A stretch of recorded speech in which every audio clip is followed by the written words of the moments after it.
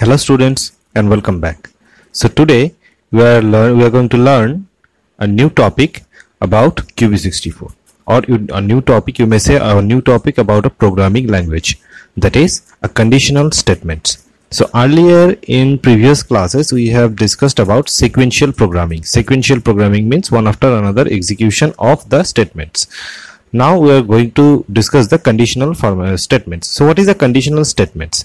So the conditional statements are used to make a decision based on certain conditions. That means there will be a condition, based on that condition a decision will be taken. Okay, so actually how does it work? Actually it works in this way.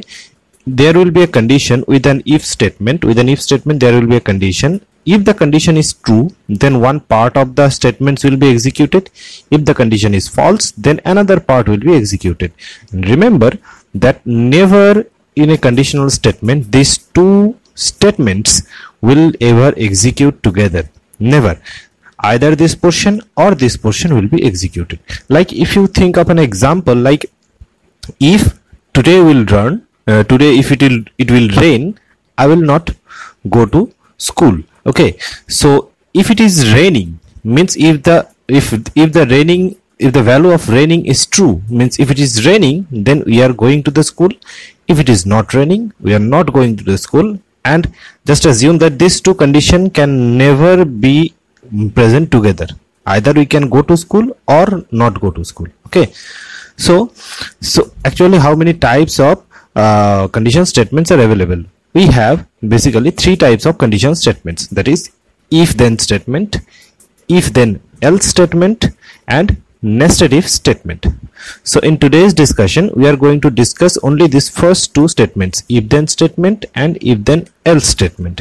Okay, another nested if statement we are going to discuss in another class. Okay, so what is the syntax of an if then and if then else statement? Syntax means the way of writing codes in a programming language. Okay, so the syntax is this: if then there will be the condition, after that we are going to write then, after that true statements, means if the condition is true, then which portion of the program will be executed, that codes will be written here. Okay, else, then else. False statement means if the condition becomes false, then this portion will be executed. And at last end if. Okay, so end if statement is used to denote the end of the if statement. Okay, so whenever you are starting an if statement, it must be closed with an end if statement. Okay, so this is the basic condition, basic syntax of if then else statement. It is not the syntax of if then statement, it is the syntax of if then else statement. So now the question is, what is the syntax of if then statement? Just remove this portion else and false statements, this portion. If you remove this portion, then what remains? If, condition, then true statements, and if. So this is the syntax of if then statement. Okay, so I hope you understood the syntax. So you will be understanding more if I give some examples to you. Okay, let's heading towards the examples. So we are opening the QB64 window. In this QB64 window I am doing a very simple program to demonstrate the use of if then statement and if then else statement.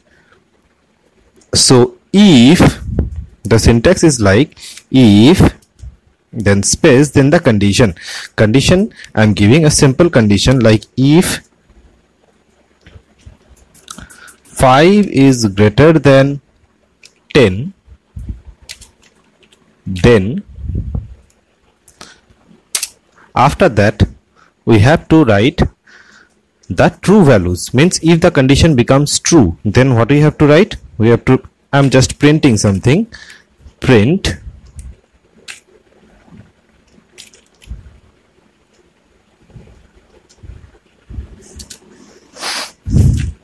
this is wrong. Okay, at the end, after that end if.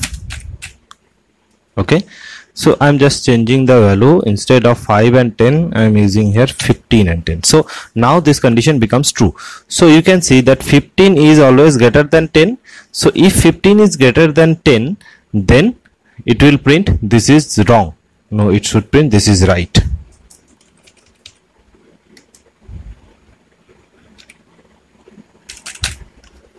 Okay, so now let's run the program. Okay, so you can see that it is printing this is right. That means the condition is true. So let's try it again by giving some wrong value. Instead of 15, I am using 5. So now this condition becomes false.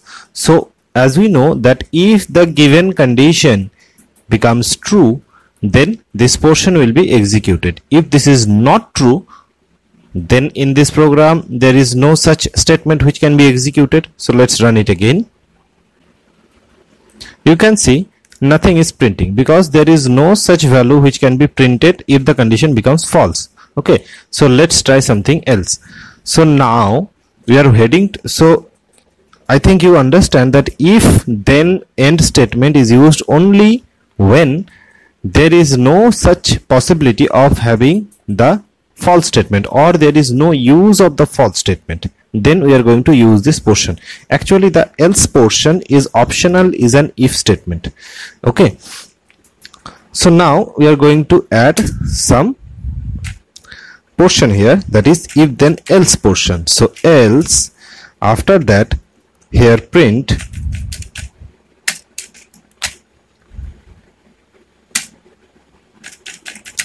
this is wrong. Okay, now I am making the values correct, that is 15. So now if I again run this program, you will see that based on this condition now we have two choices, that is if print this is right, otherwise print this is wrong. So depending on the choice, so here we can see the condition is true, so it should print this portion. Okay, so let's run it again. So you can see that it is printing this is right because the condition is given, the whatever the condition is given, it is returning the true value. So that's why true portion is executing. So now I'm again making some changes. So instead of 10, I'm using here 20. So now this condition become false. So this portion should be executed. So let's run it again.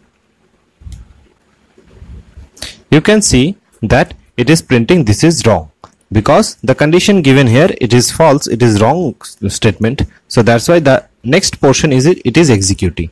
Okay, so hope you understand how to determine or how to use the if else statement or if else the if then else and if then statement. Okay, now let's do a simple program. Okay, a program to find a given number is odd or even. Okay, so let's write. First we have to take the input from the user. Input, enter a number.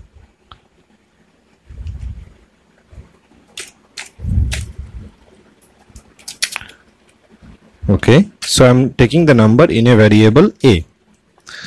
After taking the number in a variable a, we know that how to determine the number is even or odd. So to determine a number even or odd, we just divide it by 2. If the division is completed, that means it is an even number. If the division is not completed, that means it is an even odd number. More clearly, if we say if the remainder is 0, then it is an even number. If the remainder is other than 0, then it is an odd number. So we are going to use that logic here. So if what we are saying, if the number divided by 2 and the remainder is 0, so to find the remainder we use the mod operator. If a mod 2 equals to 0, then what will happen means, if this condition, if the number divided by 2 equals to 0, that means it is an even number. So we are going to print the statement like this, print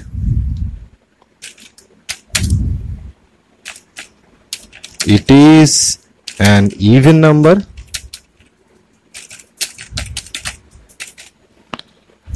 okay, Next, if the condition becomes false, so we are heading towards the else portion. Else we are going to print the same, so I am just copying it, and here we are going to write instead of even number, it will be odd number. Okay, and don't forget to write the end if statement at the end of every if statement. So our programming is completed. So let's run it again and see the output. Is it working properly or not? So you can see that it is asking for a number, so I'm giving a number 15. Okay, so it is an odd number, correct? Let's run it again.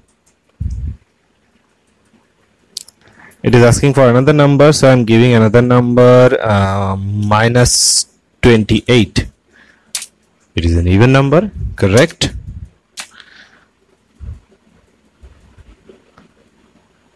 Again I am entering any even number, positive number, but larger number. Okay, it is an even number. So I can see that for all the numbers it is working properly. So by this program we can easily identify which one is even or which one is odd number.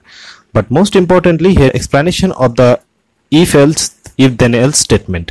Okay, again I am repeating, if here is the condition, this is our condition, then we have to write then after that true statement. Here I have given one single statement, but here can be more than one statement. Okay, it depends on the programming, how much portion is required. So if the condition becomes true, then this portion is executing. If the condition becomes false, then this portion is executing. Okay, so this is the use of conditional statement, if then statement and if then else statement. So hope you understand this properly. Next day we are going to discuss about the else if statement, okay, and the nested if statement. So this is all about today's discussion. So that's all for today's lesson. Thank you and have a nice day.